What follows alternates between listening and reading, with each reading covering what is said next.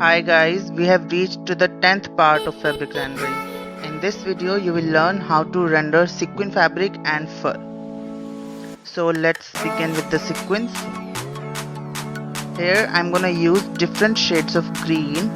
First of all I'm applying the darkest one. You can see. We all know as an artist that how important shading is. But many few of us know that there are also types in shading. In this video for rendering, I am using a specific type of shading which is known as stippling.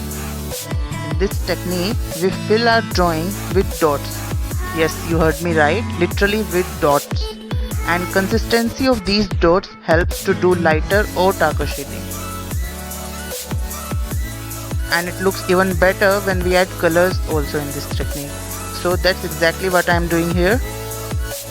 Watch it carefully and definitely try it at least once.